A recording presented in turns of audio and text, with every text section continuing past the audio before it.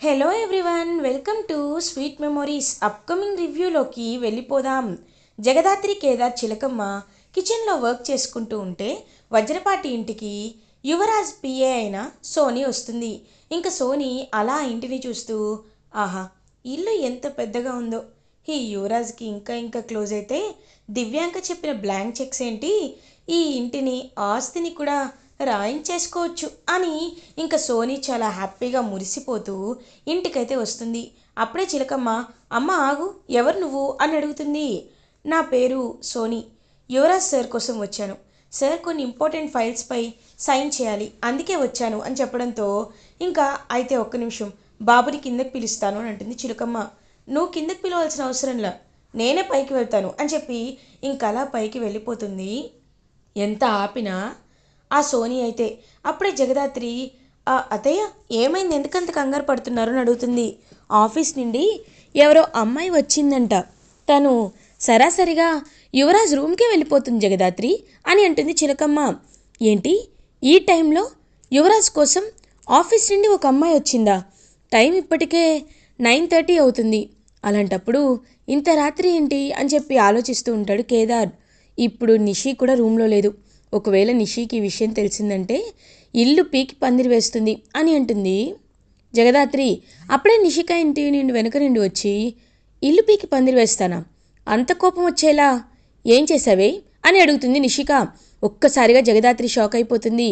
నిషి, అది కాదు నిషి అని అనేలోపు, నిజం చెప్పండి, ఏం జరుగుతుంది అని అడుగుతుంది. యువరాజ్ ఆఫీస్ నుండి ఒక అమ్మాయి వచ్చి యువరాజ్ దగ్గరికి వెళ్ళింది అనేసరికి ఒక్కసారిగా ఇంక షాక్లో ఉంటుంది నిషిక. ఎక్కడున్నారు వాళ్ళు? ఖచ్చితంగా రూమ్లోనే ఉండుంటారని ఇంకా అలా బయలుదేరి రూమ్కి పరుగు పరుగున వెళ్తుంది నిషిక. ఇది ఇలా ఉండగా యువరాజ్ దగ్గరికి సోనీ వస్తుంది. ఒక్కసారిగా యువరాజ్ షాక్ అయిపోతాడు. సోనీ, నువ్వేంటి ఈ టైంలో అని అడుగుతారు. ఏం లేదు సార్, మేనేజర్ గారు ఇదిగో ఈ కొటేషన్స్పై మీ సైన్ కావాలి అని చెప్పారు. ఇది చాలా ఇంపార్టెంట్ సార్ అని అంటుంది. ఓ అవునా, సరే ఇవ్వు. అమ్మో, నిషి చూడలేదు కదా, నిషి చూస్తే ఇంకేం లేదు, తొందరగా పంపించేయడమే మంచిది అని త్వరగా సైన్ చేస్తూ ఉంటాడు యువరాజ్. ఏమైంది సార్, ఎందుకంత కంగారుగా ఉన్నారు అని అడుగుతుంది. నా టెన్షన్ నాదిలే, నీకు తెలీదు, సరే నువ్వు జాగ్రత్తగా వెళ్ళు అని ఇంకా అలా బుక్ ఇస్తూ ఉంటారు. ఆ ఫైల్ అనేది ఇస్తూ ఉంటారనమాట. ఫైల్లో చాలా ప్రాజెక్ట్స్ ఉండడంతో అన్నిటిపై సైన్ చేస్తూ ఉంటాడు యువరాజ్. ఇతన్ని ఇలా కాదు, ఇది ఇంకొంచెం దూరం వెళ్ళేలా చేయాలి అని కావాలనే ఇంకా జారి పడిపోయినట్లు నటిస్తుందన్నమాట సోనీ. ఇంకా అలా సోనీ యువరాజ్ ఇద్దరు అలా పడిపోయేసరికి ఒక్కసారిగా ఇంకా అలా అప్పుడే వచ్చిన నిషిక అది చూసి షాక్లో ఉండిపోతుంది. యువరాజ్ అని గట్టిగా అరుస్తుంది. యువరాజ్ ఇంకా ఆ సోనీ ఇద్దరూ పైకి లేస్తారు. ఒక్కసారిగా షాక్లో ఉండిపోతారనమాట యువరాజ్. నిషి, నువ్వు అనుకున్న చెప్పద్దు, నాకు నువ్వేమి చెప్పద్దు. హేయ్, నీకేం పని పట్టలేదా? నీకింట్లో ఎవరు ఏమనరా? ఇంత టైం అయినప్పుడు నా భర్త దగ్గరికి ఎందుకు వచ్చావు అని అడుగుతుంది నిషిక. మేడం, నేను కేవలం సైన్ చేయించుకోవడానికి మాత్రమే వచ్చాను మేడం అని అంటారు. అవునా, ఇదొక వంక. రేపు ఆఫీస్ ఉంటుంది కదా, ఆఫీస్లో సైన్ చేయించవచ్చు కదా. ఒకవేళ అంతలా సైన్ అవసరమైతే కొరియర్లో చేయొచ్చు కదా. ఫైల్స్ ఇక్కడికి వస్తే ఇంపార్టెంట్వి కాబట్టి సైన్ చేసి ఇస్తాడు. నువ్వే రావాల్సిన అవసరం ఏముంది? ఎంత ధైర్యమే నీకు? నా భర్త దగ్గరికి నేను లేనప్పుడు వస్తావా అని చెప్పి ఇంకా అలా మెడపట్టుకొని సోనీని కిందకి తీసుకువస్తుందనమాట నిషిక. ఇంకా జగదాత్రి, కేదార్, చిలకమ్మ ఇది చూసి ఒక్కసారిగా షాక్లో ఉండిపోతారు. హేయ్ పో, ఇంకొకసారి మా ఆఫీస్లో అడుగు పెట్టావో చంపేస్తానని చెప్పి గెంటేస్తుంటే అప్పుడే కౌశికి వస్తుంది. ఏమైంది నిషి, ఎందుకలా ఉన్నావు అని అడుగుతుంది. వదినా, వీళ్ళేం చేస్తున్నారో తెలుసా, ఇదేం చేస్తుందో తెలుసా, ఆయన యువరాజ్ని ట్రాప్ చేయాలనుకుంటుంది, యువరాజ్ని తన సొంతం చేసుకోవాలనుకుంటుంది అనేసరికి ఒక్కసారిగా షాక్లో ఉండిపోతారనమాట కౌశికి. ఏం మాట్లాడుతున్నారు, నాకేమీ అర్థం కావటం లేదు అనేసరికి నేను చెప్తాను అని జరిగిందంతా నిషిక చెప్తుంది. మేడం, మీకు తెలుసు కదా మేడం, నేను మీరు అనుకునేలాంటి అమ్మాయిని కాదు మేడం, అదేదో పొరపాటున జరిగింది మేడం అని ఇంకా యాక్టింగ్ స్టార్ట్ చేస్తుంది, ఏడుపు స్టార్ట్ చేస్తుంది ఆ సోనీ అయితే. యువరాజ్, అవునక్క, నిషినే మమ్మల్ని తప్పుగా అర్థం చేసుకుంది, అక్కడేం జరగలేదు, తను జస్ట్ స్లిప్ అయి పడిపోతే ఇలా జరిగిందంతే అని అంటాడు యువరాజ్. ఇంకా కౌశికి, నిషి నువ్వు మరీ తప్పుగా ఆలోచిస్తున్నావు, నువ్వు రాంగ్ వేలో చూస్తే అది రాంగ్ అని కనబడుతుంది. చెప్తున్నారు కదా యువరాజ్ సోని ఇద్దరు, అయినా నువ్వు ఇలా తప్పుగా అర్థం చేసుకోవడం కరెక్ట్ కాదు అని అంటారు. వదిన మీకేం తెలుస్తుంది, అయినా మీ భర్త మీకు దగ్గరలో ఉంటేనే కదా మీ భర్త గురించి మీకు తెలిసేది. అన్నయ్య ఒక దగ్గర ఉంటారు, మీరు ఒక దగ్గర ఉంటారు, అలాంటప్పుడు భర్త ఎక్కడ దూరం అవుతాడో అనే విలువ మీకు తెలియదు కదా అని అనేసరికి ఒక్కసారిగా ఇంకా జగదాత్రి నిషిక చెంప పగల కొడుతుంది. ఒక్కసారిగా నిషిక షాక్ అయిపోతుంది. ఏయ్ నన్ను కొడతావే అని అంటారు. నిషి నీ భర్త గురించి నువ్వు మాట్లాడు, అది నీ ఇష్టం, నీ పర్సనల్, అంతేకాని కౌశికి వదిన సురేష్ అన్నయ్య గురించి మాట్లాడే హక్కు కానీ అధికారం కానీ నీకు లేనే లేవు. కౌశికి వదిన సురేష్ అన్నయ్య ఎందుకు దూరంగా ఉంటున్నారో తెలుసు కదా. ఆయన ఎంత దూరంగా ఉన్నా, ఆయన ఎక్కడ ఉన్నా, ఏం చేస్తున్నా వదినకి కొంచెం కూడా అనుమానం రాదు. ఎందుకంటే అన్నయ్య తప్పు చేయడు అని వదిన అంత బలంగా నమ్ముతుంది. అన్నయ్య ఎలాంటి వాడో వదినకి తెలుసు కాబట్టి వదినకి మనసు నిండా ప్రేమ ఉంది. కానీ నువ్వు నీ మనసు నిండా అనుమానం నింపుకొని ప్రేమ అనేది లేకుండా తను నిజం చెప్తున్నా యువరాజ్ని అనుమానిస్తున్నావు. నువ్వు వదిన గురించి మాట్లాడుతున్నావా? ఇంకెప్పుడు అలా మాట్లాడొద్దు అని అంటుంది జగదాత్రి. ఇంకా నిషిక ఏం మాట్లాడకుండా సైలెంట్గా ఉంటుంది. అప్పుడే యువరాజ్, అక్క అదంతా కాదక్క, నేను చెప్తున్నాను, ఇందులో సోనీది ఎలాంటి తప్పు లేదు అని అంటారు. సరే, ఎవరిది తప్పో ఒప్పో పక్కన పెట్టండి, ఈ సోనీని ఇప్పుడే ఉద్యోగంలో ఉండి తీసేయాలి, అప్పుడు మాత్రమే నేను ప్రశాంతంగా ఉంటాను అని అంటుంది నిషిక. మేడం నేను ఈ జాబ్ పైనే ఆధారపడి ఉన్నాను మేడం, ఇప్పుడు నన్ను అర్ధాంతరంగా తీసేస్తే నేను రోడ్డున పడతాను మేడం, ఎవరు లేని అనాథని మేడం అని అంటుంది సోని చాలా నటిస్తూ. ఇంకా కౌశికి, నిషి జరిగిన చిన్న పొరపాటుకి ఉద్యోగంలో నుండి తీసేయడం అనేది మంచిది కాదు, ఇంకెప్పుడు ఇలా జరగకుండా చూసుకోమని నేను చెప్తాను. చూడు సోని, ఈ టైంలో ఎంత ఆఫీస్ పనైనా ఎంత ఇంపార్టెంట్ వర్క్ అయినా నువ్వు రావడం కరెక్ట్ కాదు. యువరాజ్ రూమ్లోకి నిషిక పర్మిషన్ లేకుండా వెళ్ళడం కూడా కరెక్ట్ కాదు. ఒక పెళ్ళైన అబ్బాయి దగ్గరికి నువ్వు వెళ్ళాలి అంటే వాళ్ళ వైఫ్ ఉన్నప్పుడే వెళ్ళాలి, సరేనా? ఇంకెప్పుడు ఇలాంటి పొరపాట్లు చేయొద్దు, వెళ్ళు, జాగ్రత్తగా ఉండు అని చెప్పి ఇంకా అలా సోనీని పంపించేస్తారు కౌశికి. సోనీ అమ్మయ్య సరిపడ సింపతి వర్కౌట్ అయింది కాబట్టి ఇప్పుడు రేపటి నుండి యువరాజ్ని ఇంకా దగ్గరికి లాక్కుంటా అని హ్యాపీగా ఫీల్ అవుతుంది సోనీ వెళ్ళిపోతూ. ఇంకా యువరాజ్ థ్యాంక్ యూ అక్క అని చెప్పి లోపలికి వెళ్ళిపోతాడు. నిషిక మాత్రం కోపంగానే ఉంటుంది. ఏంటసలు నేను ఎంత చెప్పినా ఈ ఇంట్లో వాళ్ళకి నా వాల్యూనే తెలియటం లేదు, కానీ ఆ జగదాత్రి నన్ను కొడుతుందా? ఎంత ధైర్యం దానికి, నన్ను కొట్టేంత ధైర్యం చేస్తుందా? అది లేదు, ఛాన్సే లేదు, దాన్ని ఎలా అయినా దెబ్బ కొట్టాలి అని ఇంకా నిషిక అనుకుంటూ అక్కడి నుండి వెళ్ళిపోతుంది. ఇది ఇలా ఉండగా శ్రీవల్లిని పాపారాయుడు 2 days తర్వాత తీసుకువెళ్తాను అని ఇంకందరితో చెప్పేసి వెళ్ళిపోతాడు. ఎందుకంటే శ్రీవల్లి పాపారాయుడిని చూస్తేనే భయపడుతుంది కాబట్టి తనతో వెళ్తే ఇంకెలా చూసుకుంటాడు అని చెప్పి జగదాత్రి వాళ్ళ గట్టిగా పట్టుకొని ఆపేయడంతో కౌశికి కూడా 2 days టైం ఇస్తుంది. సో వైజయంతి వచ్చి శ్రీవల్లిని 2 days తర్వాత నువ్వు వెళ్ళకపోతే నాలో ఉన్న ఇంకొక యాంగిల్ని చూస్తావని గట్టిగా బెదిరించడంతో పాపం శ్రీవల్లి ఏమో అలా చాలా బాధగా ఉంటుందన్నమాట. ఇంకా శ్రీవల్లి పడుతున్న బాధను చూస్తూ ఉంటారు జగదాత్రి, కేదార్. శ్రీవల్లి, నాకు తెలుసు వైజయంతి అత్తయ్య గారు నిన్ను వెళ్ళమని బలవంతం చేశారు కదా అని అడుగుతుంది జగదాత్రి. అబ్బే అలాంటిదేమీ లేదు వదిన, మీరు అలా ఎందుకు అనుకుంటారు, అలా ఏమీ లేదు అని కవర్ చేస్తుంది. నీ నోరు అబద్ధం చెప్తున్నా నీ కళ్ళు మాత్రం నిజమే చెప్తున్నాయి శ్రీవల్లి.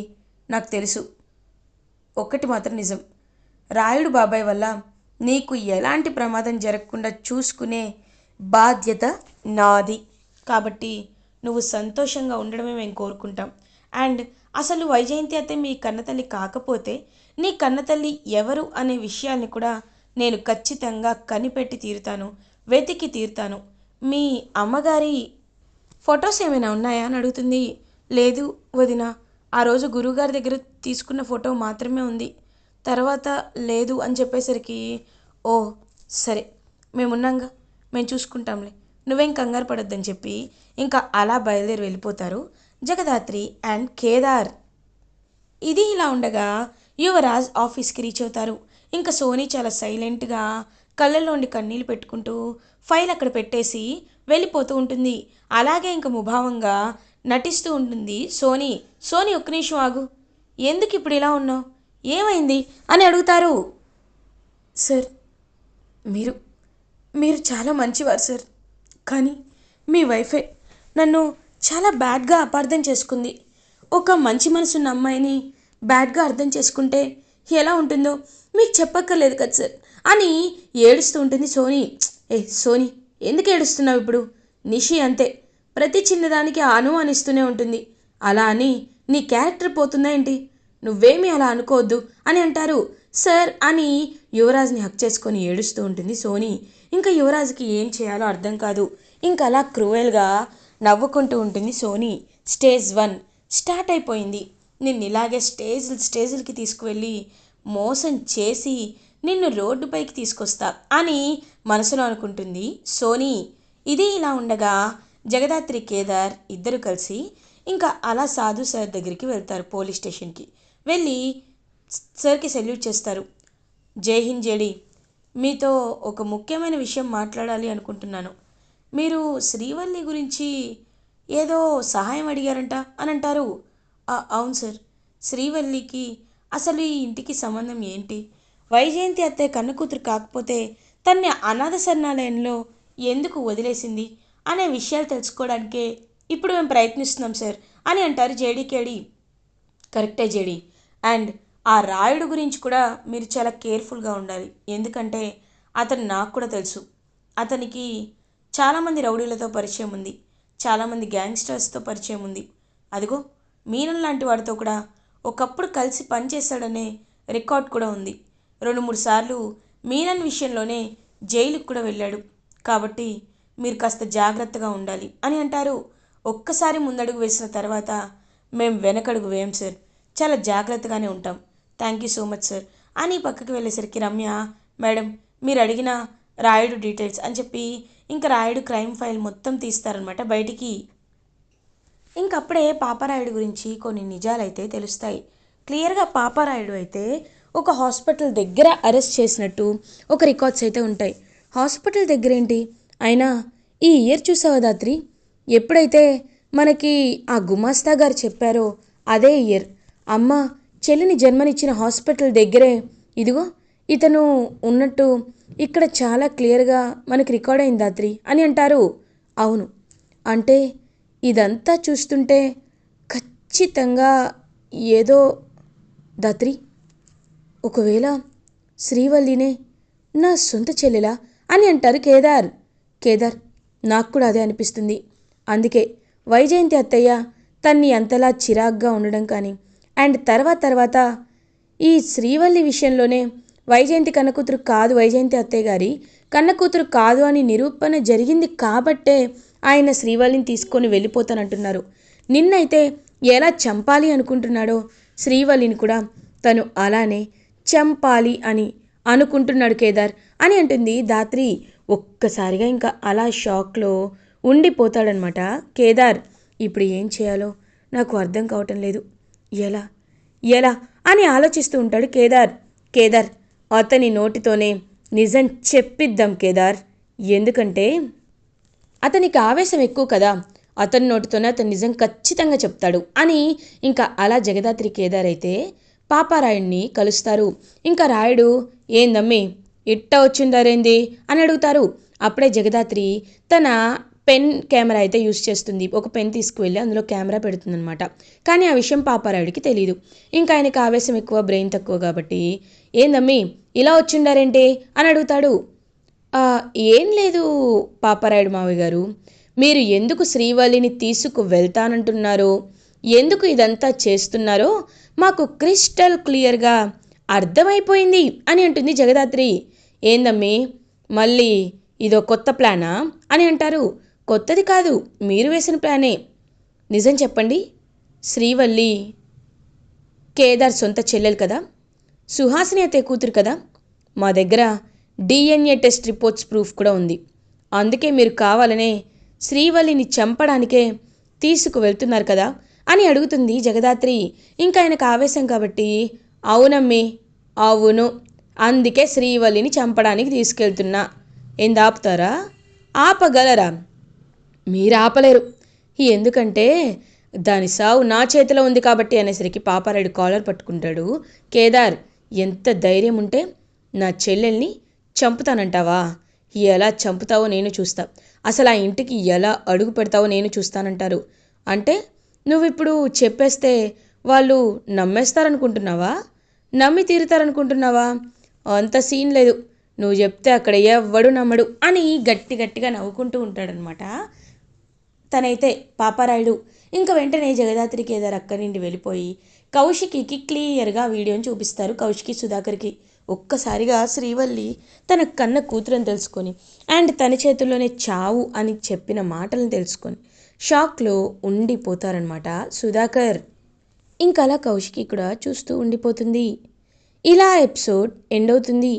ఫర్దర్ ఎపిసోడ్ రివ్యూస్ ముందుగా మీకు కావాలి అనుకుంటే మా ఛానల్ని సబ్స్క్రైబ్ చేసుకోండి. Thanks for watching.